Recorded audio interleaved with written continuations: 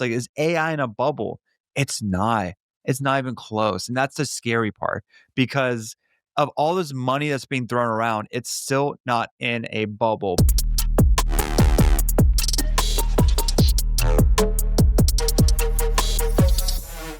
Welcome back to Investing with the Boys, episode 25. The market is rippity-rip lately. Everyone thought it was going to go down. Of course, it didn't go down, and we are back at new all-time highs day after day. What a crazy last week since our last episode. I feel great. I'm doing pretty well year to date. Shai's doing well year to date. Logical is up like 500 million% year to date. What can we say? Everything is working right now, but that does not make us all geniuses. It just means everything's working. The real test is when things stop working. And that's where the alpha comes in. That's when knowing what companies you own comes in. That's when doing the technical analysis comes in. That's when reading the flows comes in. And we all have strengths in different areas. So with that being said, Logical, let's turn to you. Thoughts on the market, what's been happening lately, and how are you up $5 billion year to date? Yeah, I am up 171% year to date. It's been an incredible year. This market is nuts. Just on Monday, I hit 150%. And then like 2 days later, 3 days later, I'm up 170%. So like clearly things are getting crazy. I think something that people need to realize is that half of the bull market gains happen in the last 1/3. And it's kind of tough to know where exactly we are right now in the bull market, but I would definitely say we're kind of headed towards that. I wouldn't say we're in euphoria yet, but we're definitely headed there. Today, from a portfolio and risk management standpoint, I took down a ton of my long exposure. And I'm going to say this, I am typically early to selling. The last time a few months ago that I sold a bunch of like these speculative names, they ripped like 30% as soon as I sold them. So I know doing this, I won't, be catching the top, but I was also running very levered long. So all I did was reduce my leveraged exposure. So I'm still very long in this market. But I said, you know what? It's been a great year. I want to simplify my portfolio. I cut like 10 names, went from 160 to 100% long. And if we get a pullback, great. If we don't, great. I'm still going to make money. I'm still fully invested. I'm just not as aggressively positioned. I've shifted most of my holdings over to the biotechs, which I've been talking about quite a lot. And so, 90% of my portfolio right now is in biotechs because that's where I see the value. And again, we have earnings season around the corner. So I just want to say, if we continue to rip like this, it's probably the worst case scenario because and again, so I might be a week or 2 weeks early to selling because if we continue to rip from here into earnings, which looks very likely, then the expectations for these stocks are even higher given the valuations you have entering into those earnings. So the problem really is that these are overvalued stocks. They're getting more overvalued. You're heading into earnings, which is somewhat of a binary catalyst, and the expectations are really high. And that's kind of how you set yourself up for potential disaster, unless, you get other reports like Oracle saying we're going to go 300%. But if there's any sort of slip up, and we're already starting to see maybe a little bit of slowing consumer, we saw the jobs report yesterday. It was expected at like plus 50K, came in at negative. There's stuff like that looming. So who knows how it's going to play out, but I would just say investing is about risk rewards. And to me, the risk reward just doesn't feel worth it to chase on so many of these things, especially headed into this earnings. So I could always just wait for this. Sorry, I'll let you go, Sam. Last comment. I could always just wait for after. Go ahead. I'm going George Soros right now on some stuff and the reason why I say George Soros is because like there's clearly a lot of euphoria in the market. Everything is working right now. And when moments like that happen, which is, I would say, quite rare. Lately it's been pretty often, but quite rare. That's when you got to press the gas.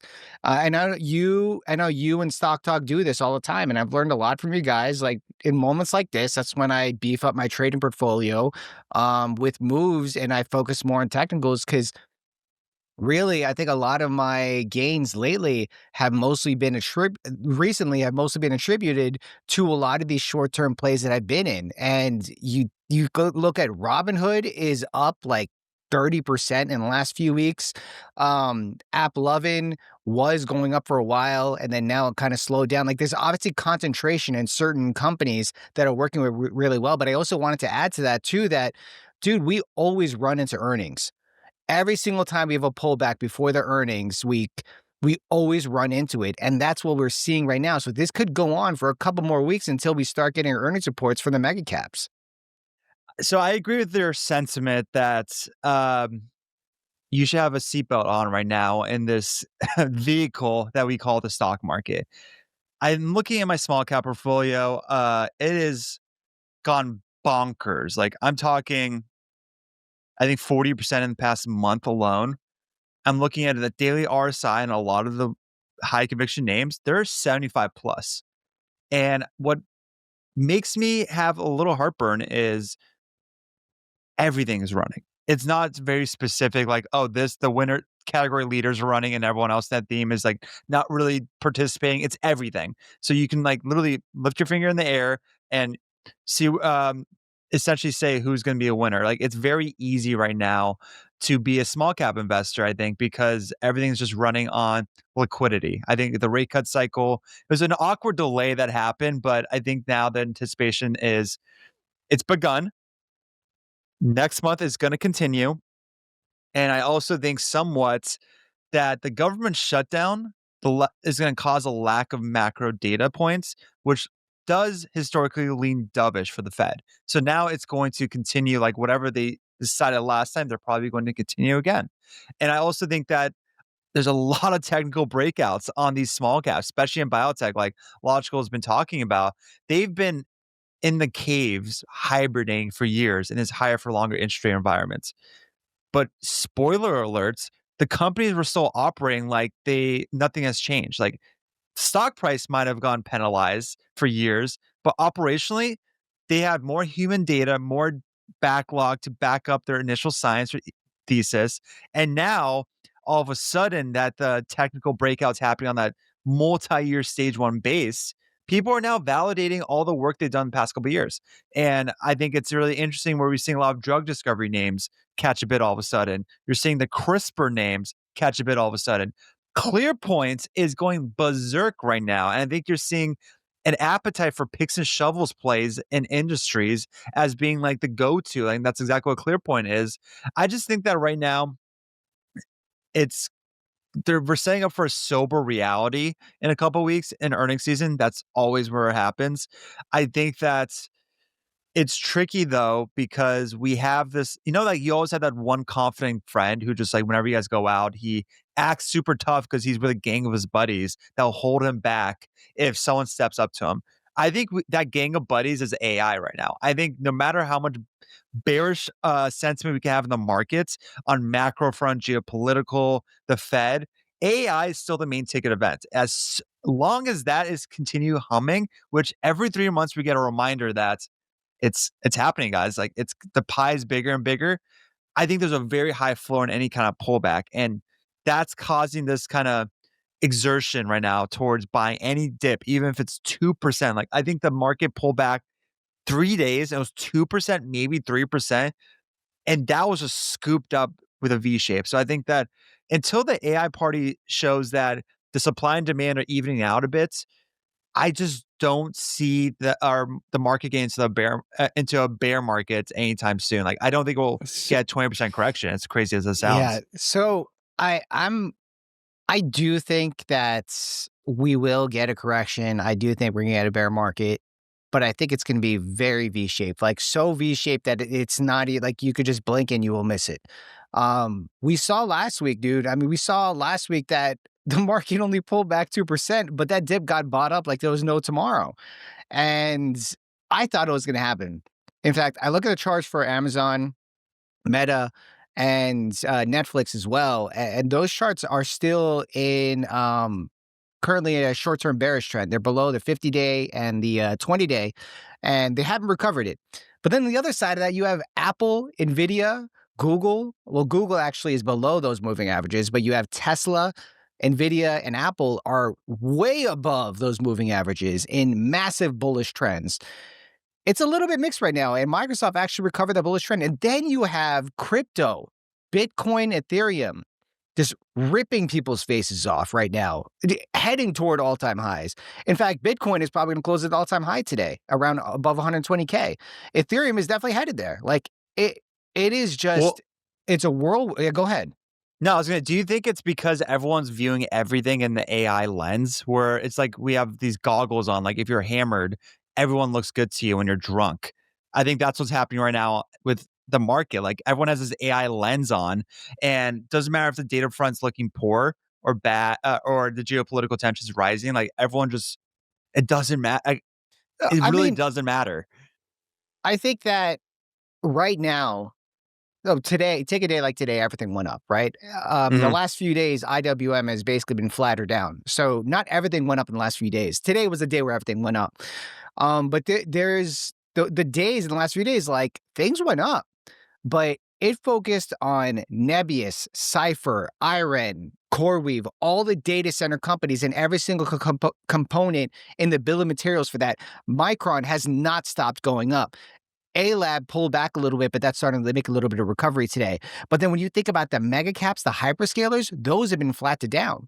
The money has rotated so heavily into this concentrated theme of there is not enough compute to meet the demand. That has been the case for the last month, and it's continuing to push through. And the market ran away with that. And then with that, you come into today, everything went up. Everything looks like it's working, but I think right now the focus is data center. That is the focus. Anything that has to do with data center is going up. Energy, EOS Energy or EOS Energy, that has been nonstop on a tear lately. And then you have all the nuclear stocks continuing to bounce. And then you even have VG, Venture Global, bouncing considerably from its lows. And then on top of it, you have the materials. UUU was up. There's like 4 U's in there. MP is up. All these, anything that has to do with building out data centers is up. And logical, I know you're familiar with a lot of these companies that are part of that tailwind. And maybe you might not be in all of them, but I know you're very vigilant and you're very aware of the market focusing on certain themes. Like, do you agree with it right now? It's all about data center?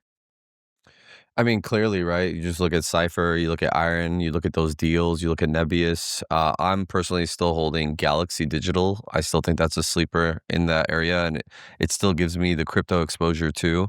Yes, crypto is ripping. Everything is ripping. Quantum's ripping. Nuclear is ripping. All the themes are ripping. Space is ripping, as Shai was saying. I mean, look, everything is working.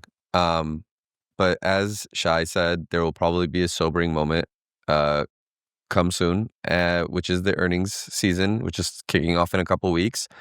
Again, it's just about risk-adjusted returns. That's all it is. It's like, look at IWM, dude. It is basically trying to break out of this 5-year base that it's been building since the 2021 highs, and there are no such things as triple tops. There's double tops, but IWM basically touched that level in February 2021 or whatever it was back in 2021 highs. And then it touched it again in November of last year. And now it's attempting those highs again. So I guess what I'm trying to say is you're going to break out of that. And to me, it seems like the consensus is IWM is going to 300. It's hard to imagine that the market isn't going to be holding up and there's not going to be rampant speculation and these speculative names going even higher when IWM that's the backdrop. IWM is going to 300. Now, like I said, I think you just have to be comfortable holding things. And I'm personally not that comfortable playing this game of hot potato. I think that we had an incredible run. I actually do think that stocks were way more undervalued than people appreciated. But now, I mean, Sam, you and I were looking at IREN when it was $11. It's like 45 now. It's 4x'd in 3 months? Let's be real. I don't think anyone should call this early. It's not. Could these stocks go higher? Could the demand for these $10 billion companies really outweigh the market caps that they're seeing today? And that could fit into the backlog. And all of a sudden, actually, these should be $200 billion companies? Absolutely. And I could be wrong. But, for people thinking, them buying, these things now after they've run so much, maybe I'll be wrong. But the run up has just been really fast and the revenue and all the economics haven't really caught up. So I think we're pricing in a ton of that right now. So that's kind of where I'm taking a pause. Go on, Shai. Well, it's tricky because I think the AI utility players, we're talking the IREN ciphers, Nebuses of the world, they're clearly going through a re-rating right now. You don't 5x in a matter of 6 months unless the market viewed you as type A, but really you are actually type B, and type B has an unlimited ceiling right now. And that unlimited ceiling is the AI data centers. Nobody, like everyone we talk to in future, like nobody knows the ceiling of AI yet. All we know is we get that sober reminder every 3 months that it's bigger and bigger. Eventually, everyone, like I mentioned, like it's going to catch up supply and demand, but that could be in 3 years. It doesn't have to be in the next couple of months. It doesn't have to be next year. I think that's why these names who are actually like the next leg of value creation in AI right now is these utility names, because like what Sam just mentioned, like they're the ones supplying like the GPU dense compute and cheap renewable power, all the liquid cooling, and like all this infrastructure that's being funded not by loans, but by operating cash flow of Microsoft, Amazon, Google, Meta. Like it's so different than the AI bubble. And I've gone asked this a lot actually the past couple of weeks on like legacy media channels and journalists. Like, is AI in a bubble? It's not. It's not even close. And that's the scary part, because of all this money that's being thrown around, it's still not in a bubble. Because, like I mentioned in the dot-com era, it was VC money and they're trying to monetize attention and eyeballs. It was very different than right now, which again is being funded by the operating cash flow of hyperscalers just to get enough hardware in place so they can monetize the inference and the workloads once they're not constrained anymore. So I think that's why it's a little tricky, where there's going to be margin expansion. Yeah. Can I just cut in really quickly, because there are books written about this, about like the returns of capital cycles and stuff like that. Typically, when an industry is having super high capital, like capex, etc., the forward returns are actually worse. So that's kind of what I'm thinking, is that like we're front running a lot of what's to come. And so that's what's getting priced in today. I agree with you. The ceiling is really high. We don't know where that ceiling is. A bubble can go on a lot longer. I'm not saying that, but I do think that we're getting to that point where it's, I don't know. Go on. I know you want to say something. It's tricky because like I think the AI utility players, I think I'm still very green in that space. I'm learning more and more. I think it's a rental still. I'm still coming from it. Like, I think it's just capitalizing on that supply and demand imbalance. It's going to be an explosive imbalance. But if I had to pinpoint one pocket of this AI trade that's very similar to the overvaluations of the dot-com era where it wasn't able to be sustained, I do think it's these neoclouds. I do think it's these AI utility players. However, this is me coming from the lens of I just started past couple months reading more about it. I think that maybe they can leverage the initial capital and all this data center space to something else that's more recurring. I think that's what they're going to have to figure out. Like once they get all this, they're all funded up by hyperscalers for these, for the AI, the compute constraint issues. If they can leverage that to something that's recurring and that would be stabilized, totally different story. So to add on to that, we are already discussing AI utility and neoclouds, right? So you have Nebius as a forefront and center of neoclouds. I would really classify IREN or CleanSpark, which is my two other favorite plays when it comes to that, as neoclouds per se, because the thing is that Bitcoin miners, the reason why they're getting into data center compute is because they have the ability to pivot, basically turn on and off their Bitcoin mining machines as needed, and then just pivot all that compute toward AI and data center. The reason why IREN is so much more favorable when it comes to the fleet of Bitcoin miners is because they are, I think we've discussed this before, is that they have one of the lowest costs per kilowatt in terms of building on infrastructure and the actual power demand to power these computers and servers. But on top of that, they're building it at scale very quickly. Now, the thing is that they're targeting about 2.9 gigawatts of capacity within the next 12 months, which is pretty insane to think about. But it's still in a very fast uptrend for a lot of these hyperscalers. And IREN is one of the companies that hasn't really gotten a contract yet with one of the large hyperscalers. We already had CoreWeave. They already have multiple contracts. Yeah. So, Sam, why don't you think IREN's announced a large hyperscaler deal yet? Is it because the economics aren't what they wanted? Is it because they're holding out for something bigger? Is it because they are the few that actually have that cloud presence, AI cloud presence, where the rest are more like landlords? Why do you think the IREN hasn't gotten it?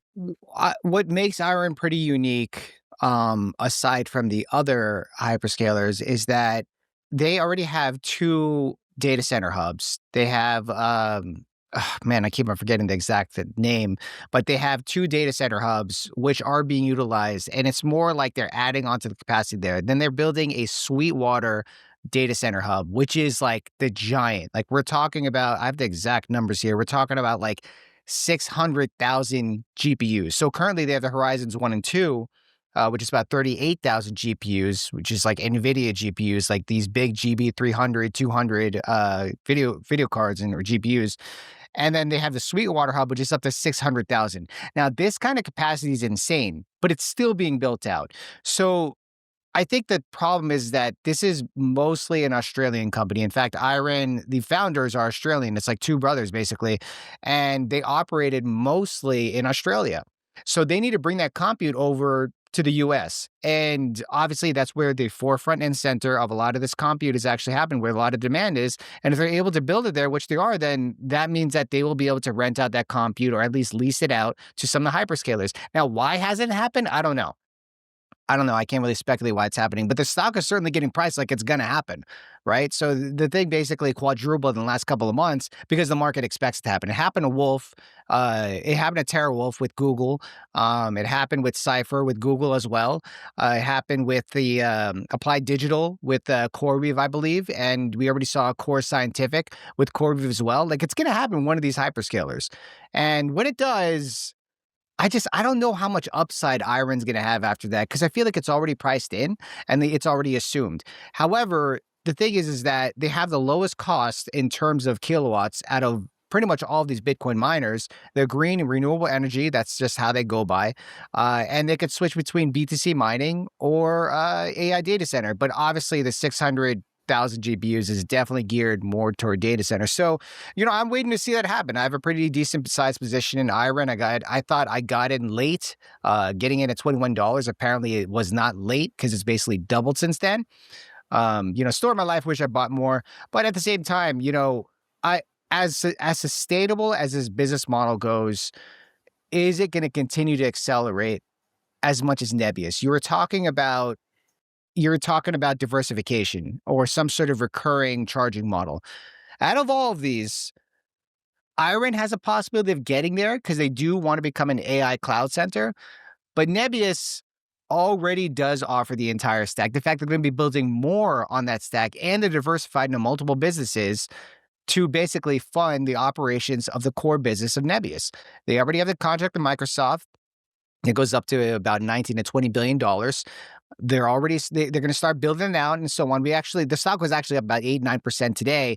And it wasn't because they signed an additional contract with Microsoft. And it wasn't that they got the whole $33 billion that Microsoft was signing them on with, but there was an update and details as far as what kind of, how many GPUs they're going to be able to buy and so on. And in fact, just yesterday, they did buy, I think they bought like 50 plus acres of land for about $91 million somewhere in like the middle of nowhere, because you have to strategically plan where these data centers are located. Jensen Huang best said in a recent interview, actually, it wasn't even like on a popular media that we'd usually see on CNBC or something. This was like some random interview he had on some offshore media company. But he was basically saying like the data centers are being built in remote locations that don't necessarily have any power generation or grid in that area. So what Jensen Huang sees is going to happen is that they're basically going to build the entire grid in that area, whether it's cold regions, whether it's deserts and so on, and then build the data centers around there. And once you have that foundation in there, you can just build multiple data centers and not really interrupt the grid or activity within certain regions. So if Nebius is building a data center in New Jersey right now, right? Obviously, that's a northeast side of the U.S. There's a lot of demand for the grid there. What happens when that entire area runs out of power? Well, they got to start shutting down the data centers, right? This is going to be a problem. That's the reason why 3 Mile Island is around there, because they need to provide the power there. But if you build data centers in the middle of nowhere, there really is no interruption.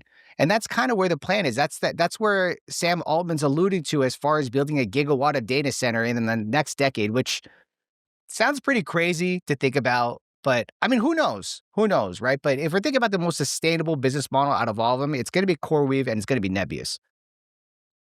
Well, it's also the financial engineering. We'll see how that happens. Yeah, well, there's a financial engineering too. Yeah, that's the thing. Like, nobody really knows the terminal margins of all these deal flow. That's like the wait and see. And also, there's always the worry about the AI cities. And what I mean by that is you have all this building, but the demand isn't as aggressive initially as you anticipated. There's always like what's logical is saying, like the ROI on the CapEx spend, like there's a lot of variable risk that's assigned to it. It's never 100% slam dunk. But I think that for myself, like I've been gun ho about AI for 2 years, and I think it's nice to get validated. But I am it's tricky now. Like right now with my capital, like I get capital infused every month. Like, what is my cash position going to continue building? Like, there's so few opportunities out there. Especially now with biotech running. Like before, I knew ClearPoint was almost like my safe haven a bit in my small cap portfolio because I knew they were never going to get explosive re-rating because of the way their business model is. It's a very partners heavy approach. So it's depending on the data on their partners, and they're becoming like the mini Intuitive Surgical. So I thought it was like somewhat of a safe play that all of a sudden it's doubled in the past like week now. So now my safe haven, my small caps, like, what do I do now? I still think Viking Therapeutic is probably the best risk and reward right now in the small cap world. They haven't really ran up, but that's even data dependent. So I don't know. Like I'm happy with our gains, but I would be much happier if I saw blood in the water. The resident bear. The Grinch. I'm always the Grinch among the group. Like I want some pain.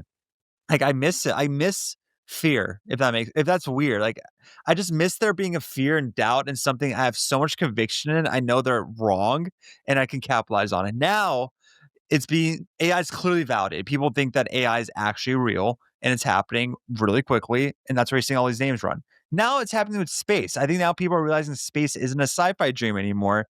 It's an actual new economy that's forming a lot quicker than people anticipate. So I don't know. Like for you, Logical, like what opportunities do you see right now in the near term that's potentially leaning towards the reward and not the risk? Because it's hard for me to find any right now.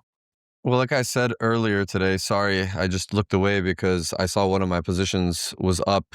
Look at Which this one? thing, man. Palisade Bio was up 29.8% today, and I just saw in after hours it's up another 11%. You're so insane, it's up 41% on the day, and I have like a 9-10% position. So I was just like, hold on, let me go trim something real quick. What's the ticker? PALI, PALI. Yesterday I had 60x volume, dude. Okay, so now nuts. you're up like 200% year to date. Okay. No, 173. I just checked. Whoa, you're insane, man. I just saw your message that you sent. Kalshi is searching for second job, reaches all-time high, surpassing 08 financial crisis and pandemic levels. Yeah, so I mean, for me right now, I've been very much focused on the bios. As I've been saying today, I shifted my portfolio to 90% bios, just 10% in tech. And so that's where the opportunity is. I've been riding a lot of these companies. So there's like a couple different ways that I've been thinking about it, right? There are a few different plays. There's obviously commercial bios, things that have already reached approval. There are companies that are post-data. They're still clinical, but they've already had their data readouts. Think about Unicure, which we just talked about in conjunction with ClearPoint. So Unicure had the Huntington's disease data. That thing is most likely getting fast-tracked to approval very soon, early 26 probably. So, that one is, going to potentially continue to drift higher from here, in my view, just because there's really nothing else in the market for these patients. And then you think about ABVX, ABVX, been one of my biggest winners of the day. It's actually now my top position. It's been chilling around this $80 level, $82. I was in this pre-data with just a 1.5% size. It went from $10 to $60. But the thing is that you could have easily entered the position at 57 and sized it up, and that thing's at 82 now. And it actually like touched 90 plus. And I think it's going to get bought out for likely 120 plus. So to me, I like the risk reward there because I know it's undervalued compared to competitors that have been bought out in a similar indication, in the same indication. So that's what I'm looking at. Okay, so there's commercial bios, but those are more like compounders. People are talking about HROW. I talked about Syndax Pharmaceuticals, SNDX, Arcutis, which we've talked about. Those are commercial names. So they're going to act more like compounding. They're compounders. They're going to, grow sales 20% or earnings and blah, blah, blah, right? You slap a multiple and you get some nice compounding, great. But the interesting upside to me, the high IRR situations are when a company has a good data readout. Like, for example, I got long Unicure because I wasn't sure into the data readout what it's going to happen. The clinical data has been quite noisy from all the conversations that I've had from specialists. So I didn't want to go into that data readout. But after the data readout, I got super long. I got like an 8% position at $40. It's at 60 basically. Well, it's at 55 now. It came back down. I actually added more to the position today. But my point is like there are these situations right now where you can buy after the data and get very good risk reward. So ABVX is another one where I sized up after the data readout. Nectar went from $8 to $37, came back down to 22 for about 2 weeks, and the stock touched $60 again today. It's tripled after the data readout. So those are, like among my top 3 positions right now where I just see, these things are probably going to continue to drift higher and are very good M&A candidates just based on comps that we've seen and peak sales estimates based on the data that they've already had. Okay, so those are big risk-adjusted reward opportunities in my view right now in the bio side. Those are post-data readouts in the clinical side. Okay, I don't really care about commercial right now. Post-data readouts for clinical still looks good for upside. Then you have some of these companies right now that are benefiting from other companies potentially failing in their data readouts. So we essentially have like, there's these 2 names, Zura, Z-U-R-A, and AVTX. These are microcaps, 150 million market cap. Their competitor was MLTX, which had a minus 90% move on Monday. And it was like a $3-4 billion company. It dropped 90%. And technically, this company, MLTX, is in the same boat as, AVTX and Zura. So you have $150 million companies that are in the same indication as a company that got marked up to $3-4 billion, which means that just from that perspective, their competitor failed. Then that means that money should flow into these second order beneficiaries as a re-rate play. These things could literally 3x by the time we even get data. They could, if they end up hitting on data, they could end up being much higher than that. Now, I think that these can run into data. So there's names that are like potentially like there's data that's far out, but they're undervalued headed into that data readout. That's kind of what I'm thinking, is that there's a lot of these plays that are undervalued and you don't even need to play the data. But like going into the data, the value should be much higher, just based on competitors, etc. Like Palisades Bio is another one that I just mentioned. They just raised capital yesterday, which is why the stock saw 60 times volume and it was up like 40%. And the thing is that stock is actually still undervalued based on the potential opportunity. People think like these biotechs are super like obscure and like, oh, I'm going to lose all my money. It's like, sure, if you go into the data readout, there's a lot of binary risk. But the truth is that everything is about fair value and expected return. So if you think about like, hey, well, look, going into the data readout, what should be the proper value for this stock? A lot of these companies are actually trading at undervaluations compared to where their competitors should have been at that stage in the cycle. So that's kind of what I'm looking at is like, look, if you want a chance to play this, then the risk reward, look, you have to think about it. Like every hedge fund person, this analyst, they're going into it like saying like, okay, look, the expected return of this binary readout is going to be like 10x, but it's a 50%, 30% chance that it succeeds. And then it's a minus 80% if it fails. And that's a 70% probability. So what's the fair value? You do those calculations of expected return and you start realizing, oh, wait a minute, just based on the expected return, these things are extremely cheap. And because the peak sales estimates and blah, blah, blah, if they end up hitting, So there's a lot of those plays, which is you're just doing the fair value gap, and you're just trying to play in between of where we are today and where we should actually be trading. So I think there's a lot of interesting plays there. And then there's these bioprocessing companies, like we talked about. CLPT is kind of like in the picks and shovels play for Unicure and gene and cell therapy. So I like these kind of like third-party players. And so there's like, things like that. There's rapid microbiosystems, which I talked about, where, they basically help to determine that like pharmaceutical drugs that are in manufacturing, are they going to be up to par, or are you going to like just to be able to check to make sure that the drugs that, people are manufacturing before like you send them all out and they need to be recalled, like they have basically a method that has been not revolutionized, not changed for 150 years. So they're, basically modernizing that entire thing. So I like these third-party players. They have like they're technology companies. And you think about Personalis, which is basically like a baby Tempest AI, which Tempest owns 18% stake. I've been talking about them a lot. I think they're going to get insurance coverage this year. They're doing, cancer detection tests. Yeah, sorry, go on. I wanted to add on to that one with Tempest AI. And Shai's probably noticed too, was the recent news that Trump wants to focus on AI research for pediatric cancer. And hey, guess who does a lot of AI research and has a lot of data for it? It's Tempest AI. So Tempest AI has been up like 10%. Obviously, the market's going up, so, it is what it is. Nancy Pelosi's in it too, so there's that as well.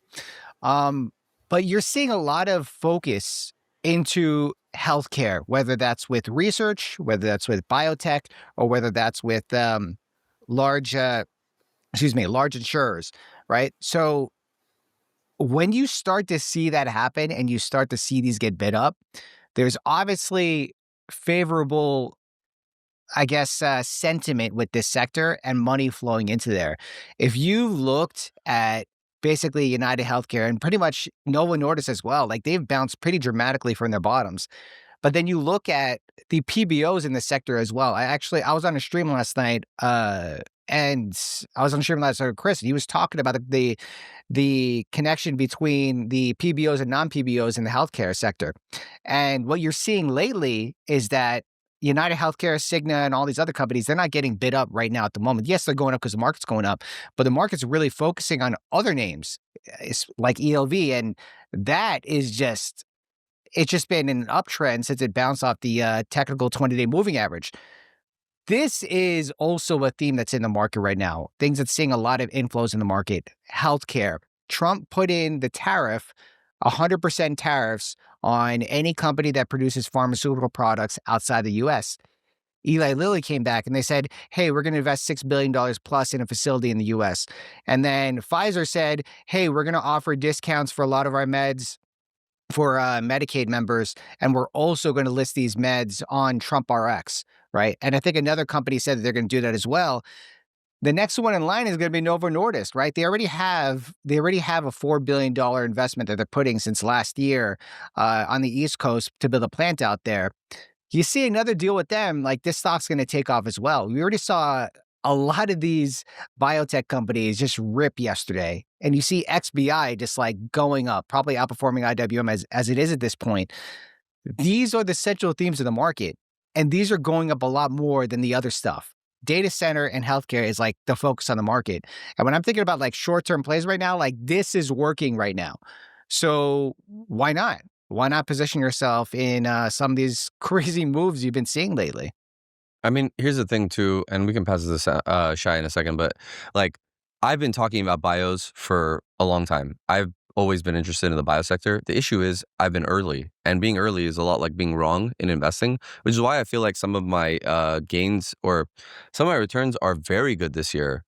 And I think that it was probably a drag on my returns in prior years, even though if you were a good stock picker, you could do well. But when you have an allocation of your portfolio to these things, these healthcares and things, but XBI was at 174 in 2021.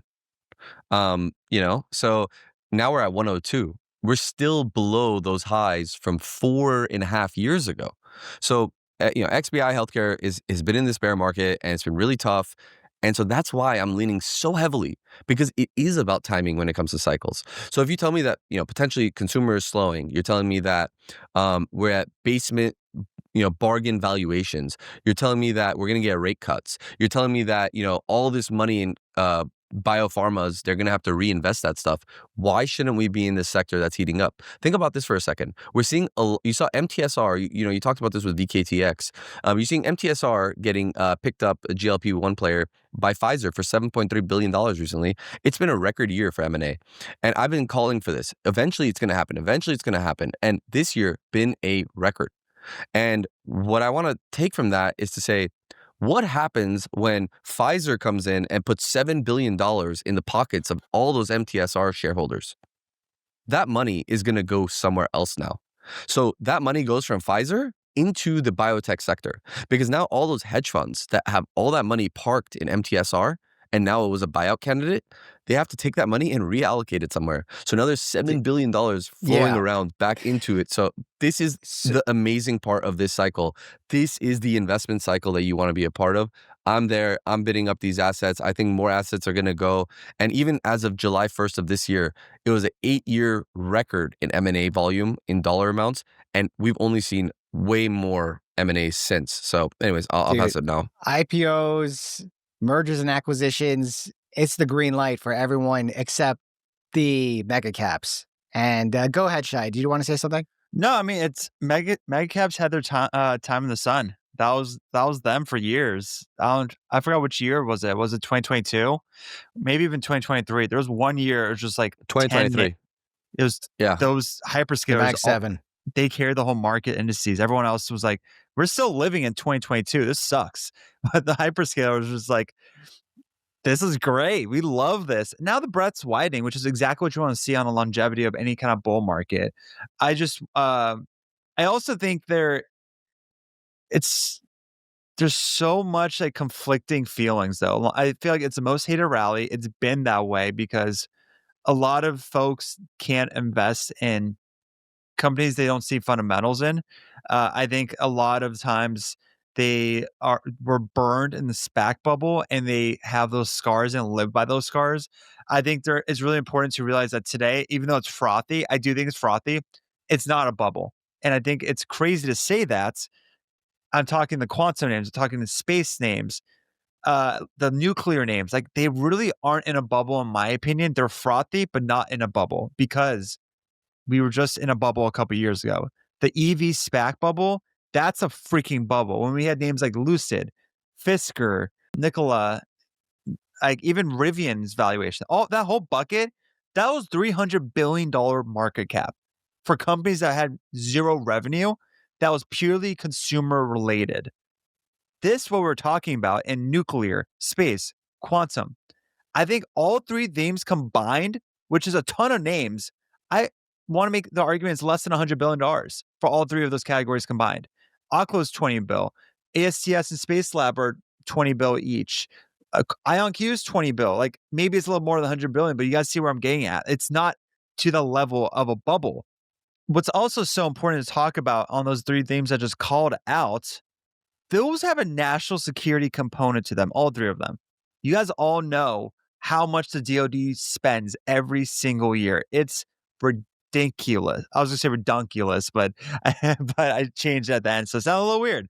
But I'm saying that there is less of a consumer weight and a lot more of a sovereignty, government spending, and that will carry themes before the consumers are ready for it, before the hardware is actually at the stage where they can start scaling it. So a lot of vacuum demand happens in these themes when there's the government is flowing essentially a lot of the revenue. So that's exactly what happened in Palantir, guys. Like Palantir was funded by the government. It was like purely a government business for a decade. So all I'm saying is it's frothy. It's not bubble-like. I don't think we're going to get 70% like dips in these themes. I think it's just going to maybe consolidate for a year, maybe 2 years, and maybe we pull back 20, 25%. There's a base forming that's similar to what biotechs have been doing for years. I don't know, but I just don't think we got 70, 75% pullback circa 2021. But I don't know. What do you think about that, Sam? Because I know you dig into those spaces a lot. Yeah. So to be honest, ASTS is up like almost 20% today. A lot of stuff is running, but what we've really seen, we've seen a little bit of a pullback in the quantum stuff, but we've seen space just pretty much come thrusting back. We literally just had less than 2 weeks ago that basically SpaceX was going to acquire part of the Spectrum band from SATS or EchoStar, and ASTS went from like $58, its previous all-time high, all the way down to like $37. And we doubled since then because we got the recent news that AST Space Mobile is going to complete, they are on track to complete their entire spectrum of satellites by the end of 2026, which means that they will start being able to roll out services to Verizon, to AT&T, to Vodafone, and all these clients, and they will start to get money from all these contracts that they signed with these MNOs, mobile network operators. And that basically brought up the whole timeline in terms of the sentiment. That timeline was always there the whole time, but it brought up the timeline with the sentiment. And the reason why all the space stocks are rallying off it, especially with Rocket Lab as well, is up 10% today, is because even though Rocket Lab is not launching these satellites, it's not launching these satellites into outer space, there are competitors in this space that need to launch their satellites too that are likely going to use Rocket Lab. And the more you send more equipment into outer space, the more Rocket Lab's going to benefit. As you say, Shai, is the FedEx of space. This is going to lift the entire sector. And it already has, and it'll probably continue going as long as the bull market continues. I mean, we've seen it time and time again when the market runs in these themes that we talked about. We talked about biotech, healthcare. We've talked about the data center stocks, AI utility. It runs with it for quite some time because that's just where the alpha is in the market. It really is like whichever one goes up the most, the market just leans toward that direction. So, I mean, we will see. We will see what continues to pan out. I mean, we're closing all-time highs today again. And usually, like you were saying, logical, all-time highs tend to cluster around each other. We could have all-time high after all-time high. And I don't want to call the top here. It's so tough to call the top. And next week, there's not really much happening next week. What actually, do you know anything that's on the radar for next week, Logical? I mean, do we start getting bank earnings? Usually it's the second Friday of after the quarter ends. So I imagine that could be kickoff. Let me Maybe. check over here, actually. Well, no, not really for next week. Oh, actually, it's pretty interesting because Tilray is reporting next weekend. Wheat stocks have been on the run lately. So is Applied Digital. They're reporting next week. But it's the week after that, in a couple of weeks when the banks start reporting, ASML, TSM, and so on. So we got about 2 weeks before like their earnings actually really do kick off. And you know what? When they do, the market's going to get excited again. Until then, government shutdown. No news is good news, sort of. We didn't get the initial jobless claims today, and today's Thursday, tomorrow, when you guys watch this, we'll see if we actually get the unemployment rate and the ADP non-farm payrolls. And you know what? If we don't, that's bullish for the market because who knows what those numbers would have been. But as long as no news is good news is all I say. And that's just the way the market is today. But anyways, that's a wrap, guys. Hope you guys enjoyed this episode 25. We got Logical, Shai, and myself as well. Signing out, guys. Take care.